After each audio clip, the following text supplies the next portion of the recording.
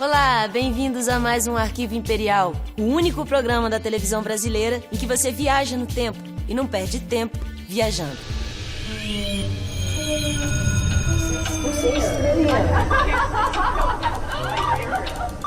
O que é ser livre? Como viver sem liberdade? Pois no programa de hoje nós entenderemos mais sobre esses conceitos tão abstratos e tão fatais. E continuaremos seguindo as aventuras de Jonas e Yara, Alfonso e Lucrécia. E testemunharemos uma aula de independência.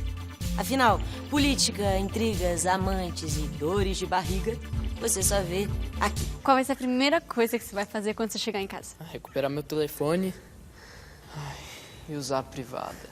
E para nos acompanhar em mais essa extasiante jornada, trouxemos de volta os nossos convidados plenos de livre pensar. Lília Schwartz, Carlão e João Paulo Pimenta. E como não gostamos de perder o fio da meada, vamos pegá-lo de onde paramos. Continuaremos a tecer essa trama que agora salta de 1812 para 1822, um ano fatídico na história do Brasil. 7 de setembro de 1822, é o dia da independência. Independência. O príncipe regente agora é Dom Pedro. Ele é príncipe regente, só será Dom Pedro I depois. Mas e Dom João, ele morreu? Não, Jonas. Dom João ainda é o rei de Portugal e do Brasil. Mas é que depois que ele veio pra cá, as coisas mudaram muito. O frango vendeu mais que nunca. Para de falar besteira e escuta. Em 1820, Portugal não quis mais ser governado pela colônia. E aí as cortes obrigaram Dom João a voltar. E aí, o que aconteceu? Daí Dom João nomeou Dom Pedro como príncipe regente do Brasil. Dom João volta, então, em 1821, deixa Dom Pedro no Brasil, só que cada vez mais esses interesses são incompatíveis dos grupos que apoiam Dom Pedro, né, no Brasil, com os grupos que obrigaram a volta de Dom João para Portugal. Quando essa burguesia acena ao poder, elabora uma constituição em Portugal, e essa burguesia acaba se transformando nas cortes portuguesas ou cortes de Lisboa, querem a recolonização do Brasil. O que a corte portuguesa faz? Com medo de um golpe por parte das elites brasileiras, eles começam a pressionar para que Dom Pedro volte. A recolonização significaria Dom Pedro voltar a Portugal, seria um príncipe de merda, desculpa a expressão. Ele tinha esse ímpeto romântico, ele sabia que se ele voltasse para Portugal, ele ficaria abaixo da irmã e do irmão, lá ele não tinha muita chance, e aqui ele tinha a chance de virar um imperador do Brasil, então ele acaba se unindo às elites e atuando nesse golpe.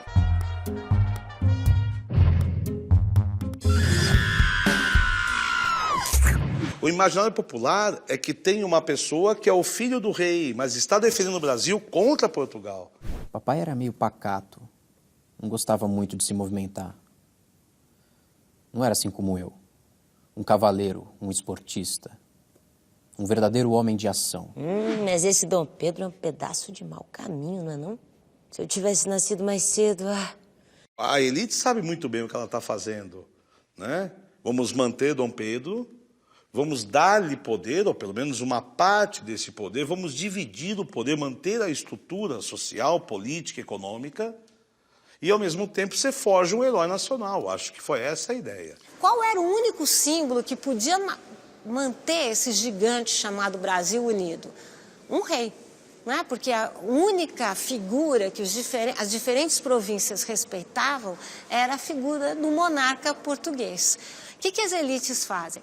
Insuflam Dom Pedro para que Dom Pedro não vá embora. Esse é o famoso dia do fico. Eu acho que a desobediência bonita foi o dia do fico. Aí entra o Zé Bonifácio, né? Que entrega uma carta assinada por todos os cidadãos do Brasil, 6.000 pessoas. Carta do governo de São Paulo ao príncipe regente, de minha autoria. É impossível que os habitantes do Brasil que forem honrados e se prezarem como homens, e mormente os paulistas, possam jamais consentir em tais absurdos e despotismos. Vossa Alteza Real deve ficar no Brasil, quaisquer que sejam os projetos das cortes constituintes. E entregou para o Dom Pedro, ele leu, ficou emocionado, né? Subiu lá no Palácio São Cristóvão, lá naquela varanda bonita de mármore, e fez um discurso bonito para 11 pessoas, estava passando na rua. Se é para o bem de todos e necessidade e felicidade da nação, estou pronto, digo ao povo que fico, foi o dia do fico. Essa é uma data importante, porque aí que Dom Pedro, ainda príncipe, mostra publicamente que ele está correspondendo ao apoio que lhe é dado. Mostra que ele está realmente se tornando cada vez mais poderoso. E é em torno da figura de Dom Pedro que se costura o projeto de independência do Brasil. Outra figura fundamental era Bonifácio. O Bonifácio, José Bonifácio, vinha da família dos Andrada, que era uma família que fazia políticos, né, de todo tipo.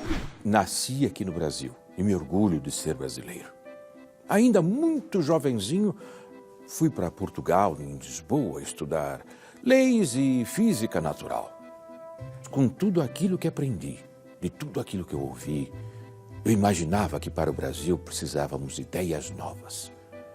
Que se eu pudesse contribuir para o meu país, com certeza, eu teria um plano de governo que contemplaria os seguintes fatos: a abolição do tráfico negreiro e extinção da escravidão, livre entrada de imigrantes e instituição do trabalho assalariado, incorporação do índio à sociedade, transformação do regime de propriedade agrária, com a substituição do latifúndio pela subdivisão de terras, localização adequada das novas vilas, aproveitamento e distribuição das águas e exploração das minas, preservação e renovação das florestas. Isto é moderno até hoje. José Bonifácio e seus irmãos, eles representam naquele momento os interesses mais lúcidos da independência. E ele era muito próximo da casa real, por mais que tivesse posições muito diferentes. O Bonifácio, por exemplo, ele também era um mineralogista, por isso que ele era próximo da Leopoldina, e o Bonifácio também era a favor do final da escravidão. Então ele tinha uma posição muito diferente do rei, mas mesmo assim ele vai se juntar a Leopoldina no sentido de influenciar Dom Pedro para tomar um papel singular na história. Papai e mamãe eram difíceis. Agora eles estão de volta em Portugal. Deixaram esse país para quem o merece. Não se tratava apenas de declarar a independência de Portugal. Àquela altura, como eu disse, Dom João estava de volta, então ele ia romper com a família real portuguesa. Mas todo mundo sabe que por trás de um grande homem há sempre uma grande mulher, não é mesmo? E olha ela aí, a imperatriz mais inteligente, nobre, educada, linda, charmosa, cheirosa, altiva, garbosa. Ok, tá bom, parei. Eu fui uma esposa exemplar. Antes de morrer, aos 30 anos, eu gerei 7 filhos para a sucessão da família imperial brasileira. Leopoldina vinha da casa imperial da Áustria, né? Ela era uma Habsburgo, ela foi educada para ser uma imperatriz. Nessa época, a Áustria deitava moda sobre a realeza, né? Todo o modelo vinha do modelo austríaco. Leopoldina era ela mesma uma naturalista, era uma cientista, tinha visão, né? E ela, de fato, teve um papel muito importante para convencer Dom Pedro a assumir esse papel de líder de uma independência. Que mulher! Que mulher! E por falar em grandes figuras, quem também voltou no programa de hoje tem uma pergunta maravilhosa para fazer. É ele, o primeiro e único Duquinho. Se a imperatriz Leopoldina era austríaca, como ela conversava com Dom Pedro? Os casamentos da realeza, no século XIX, sobretudo, não eram casamentos que envolviam amor e paixão, né? Se o amor vai acontecer depois de se conhecer e depois do casamento efetivado. Realmente o meu marido Pedro não compareceu ao nosso casamento. Ele mandou uma procuração, um representante. A imperatriz Leopoldina foi um ótimo acordo. Digo, um ótimo casamento. Eu tinha visto um retrato dele. Assim que eu vi o retrato, eu percebi que ele era o homem da minha vida. Eu acho até que ela tinha assim, uma grande paixão, uma grande admiração por ele. Mas ele era uma figura complicada, ele é aos gritos, né, do seu jeito. E a Leopoldina era muito mais intelectualizada que o Dom Pedro I. Dom Pedro I não tinha nenhum pendor para as letras. E agora que me ensinaste o que é ficar, há muitas moças com quem eu gostaria de praticar essa modalidade amorosa. Ele começou a frequentar o bordel na Rua das Violas, num bordel que eu não vou lembrar o nome, chamado Bordel da Corneta. E lá ele conheceu um amigo chamado Chalaça. O porquê do Chalaça não vem ao caso nesse momento, entende? Mas... Pedro. Ô, Pedro, desculpa. Aí, Pedro. Aí, Pedrão, tudo bem? Eu nunca tive um amigo chamado Chalaça, queria ter um dia, mas enfim. Ele conheceu esse amigo chamado Chalaça e lá, ao que tudo indica, nesse bordel das Cornetas, né? Na Rua das Violas, ele começou a iniciação sexual. Não parou mais. Eu já falei contigo alguma vez? Te apresento, Domitila, ó. Gatíssima. O Dom Pedro tinha amantes. Uma delas, talvez ele tenha sentido assim uma paixão, um amor maior, a dona Domitila, Marquesa de Santos. Amante? Próxima pergunta, por favor. Até vocês já sabem. Ai, meu Deus, que humilhação. A Marquesa de Santos era essa mulher voluptuosa, né? Dadas a esse par romântico que Dom Pedro I tanto queria, né? A Leopoldina era uma figura que não era bonita, era manca, né? Era pequena, né? Não tinha o charme da Marquesa de Santos. Será que Paulo Bregário já conseguiu entregar nossas cartas a Dom Pedro? Sabes que ele é um homem competente, inabalável. Assim espero. Porque se essas cartas se perderem, eu temo pela própria independência. Eu também, meu amigo. Eu também. Mas aí Pedro Leopoldina é uma pessoa à frente do seu tempo. Tomava muitas vezes algumas decisões, ou mesmo apoiava uma tomada de decisão de Dom Pedro.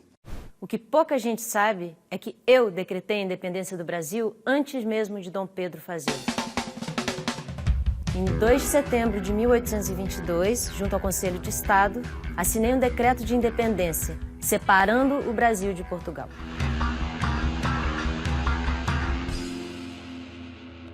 Só o Arquivo Imperial desvenda todos os mistérios. E hoje, no Arquivo Imperial, você está aprendendo o que é ser realmente independente. Mas aqui nós não te mostramos só as glórias e as alegrias. Nós não te escondemos nada. Nós mostramos também o sofrimento, a tristeza, a parte que a história gostaria de esconder. Em 1822, o Brasil se forma como uma nação independente, né, reinventando e reforçando o sistema de trabalho escravo, né, e as características escravistas da sua sociedade. Senhor? O que queres? Quero minha liberdade. Lá vens de novo com essa história de alforria. Tá aqui 1.000 réis. Sua alforria custa 1.200 réis. Mas... Mais o quê? Nada. Obrigado, senhor. De nada. Durante muito tempo, a historiografia falou apenas dos senhores como dominantes e dos escravos como dominados. Então, dava essa imagem muito passiva dos escravos, né? Quer dizer, só sofrendo a escravidão.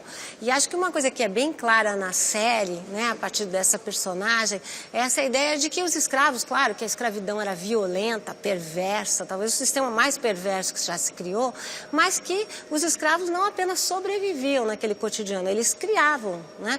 Criavam revoltas.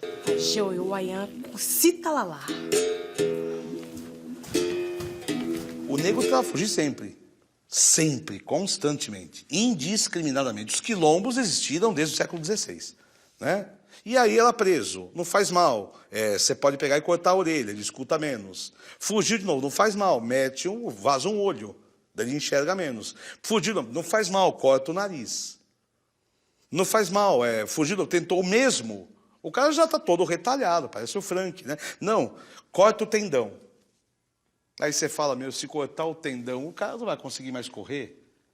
Não precisa, trabalhar na caldeira. O pior lugar para trabalhar no engenho é na caldeira. Você ficar mexendo aqui. Você não precisa pegar e ficar assim, né? Correndo atrás da caldeira. Basta você ficar aqui e ficar mexendo. Essa é a ideia, né? Então, uma forma deles lidarem com o cotidiano difícil deles era mantendo as suas práticas religiosas.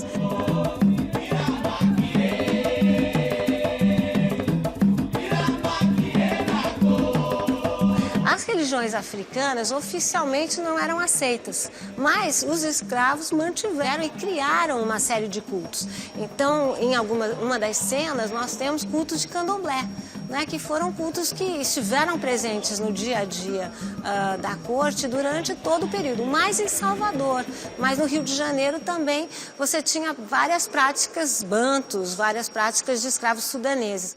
Por que a religião dos negros era tão diferente da dos brancos? A gente sabe que nada viaja sem se modificar. Então, no Brasil, o que aconteceu? Os escravos vieram de várias nações. Então, por aqui, a gente costuma dizer que o sincretismo aconteceu já no navio negreiro, não é só aqui, né? Porque quando o pessoal viajou, eles já começaram a ter os seus cultos misturados. É a partir desse sincretismo que essas religiões que a gente conhece hoje, de origem afro, surgem, então, né? Porque elas não são religiões genuínas, né? Não é uma cultura genuína, é uma cultura que nasce aqui. Às vezes, o africano, ele rezava, falando em voz alta, para um santo católico, mas intimamente ele estava rezando mesmo para um santo, uma divindade africana.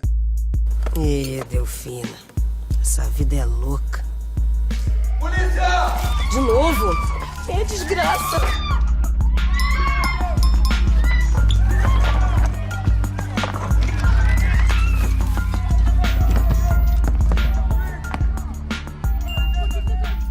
Essa ideia é uma ideia muito forte, né? A ideia de como é que você consegue traduzir as suas práticas numa situação tão opressiva, de tanta opressão, né? Então, o problema com a ideia de sincretismo é a gente achar que foi tudo muito harmonioso, tudo muito calmo. Não foi nada harmonioso, nem nada calmo. E por isso que essas práticas muitas vezes eram secretas mesmo, porque os brancos não tinham medo, achavam que os negros podiam estar fazendo malefícios, podiam estar praticando coisas que eles desconfiavam. A gente sabe que todo mundo desconfia do que não conhece, né? Então, como essa não era uma religião que eles dominavam, então é claro que se desconfiava. Nós tivemos que lidar e ainda teremos que lidar com heranças, muitas vezes não diretas, né, do fato de que o Brasil se forma e se desenvolve como uma nação independente, tendo por base o trabalho escravo. Eu não acredito que o Pedro nem ouviu o que eu falei. Como que ele pretende fazer a independência do Brasil ignorando completamente a independência dos escravos? Estavas a falar de Dom Pedro? José Bonifácio. Esta conversa sobre escravidão é muito mais séria do que te parece. É uma questão muito arraigada na nossa sociedade. Essas heranças são visíveis, né? Basta nós olharmos com um mínimo de crítica para aspectos como racismo, desigualdade social, violência institucionalizada, né? De vários modos, esses aspectos da nossa existência nacional hoje, eles se reportam ao nosso passado escravista. Mas acredito que as coisas ainda vão se transformar. Pois eu acho que se o homem criou o problema, o homem há de resolver o problema. Gritos de liberdade de um lado, correntes e prisão do outro.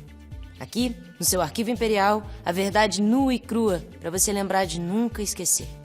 Naquela ocasião, em setembro de 22, eu fui para São Paulo por razões políticas.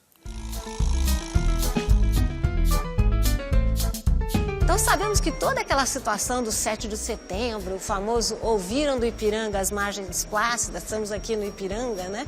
O Museu do Ipiranga, é uma grande criação. Nós sabemos também agora que Dom Pedro estava voltando de São Paulo e que não tinha uma posição oficial, né? Ele tinha ido se encontrar com a Marquesa de Santos, a sua amante. No quadro do Pedro Américo, do Grito da Independência, Dom Pedro está montando um belo cavalo. Mas se ele está subindo a Serra do Mar, em direção a São Paulo, cavalo não sobe serra. Porque a geografia, o relevo inclinado, o cavalo tem pernas compridas e finas, não tem essa destreza. O melhor animal para esse tipo de deslocamento é uma mula. Então, possivelmente, se há um grito, se existiu um grito mesmo, de verdade, ele estava em cima de uma mula. Uma bela mula baia. Fala assim para exaltar a história também, senão fica chato.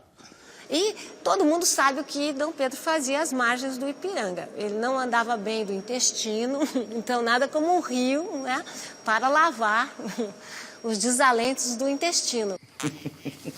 Pedro, Na verdade, de fato, Dom Pedro recebeu uma comitiva pequena, não tinha muita gente.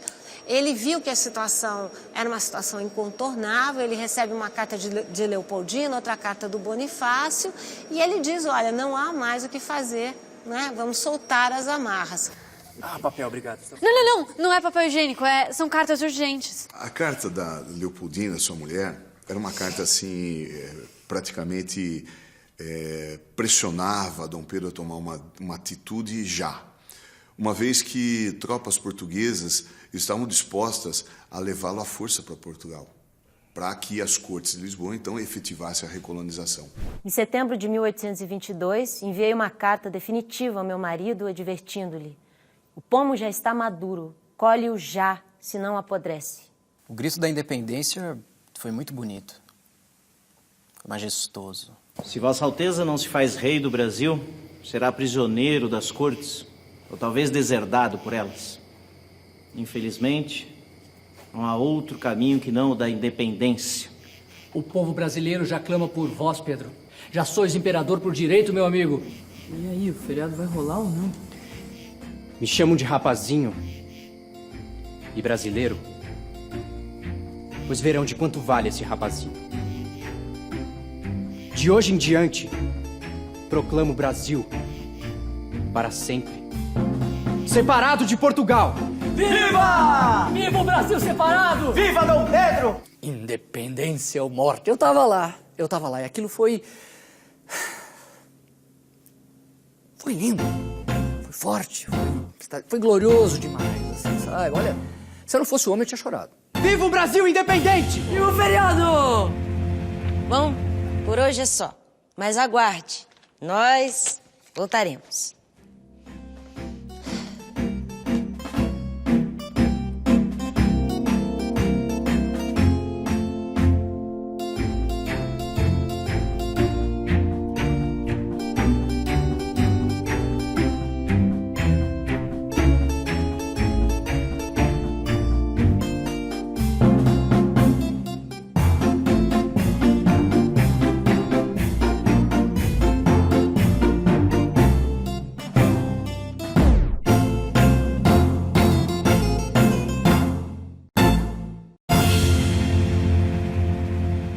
Uma parceria Primo Filmes e Globo Filmes.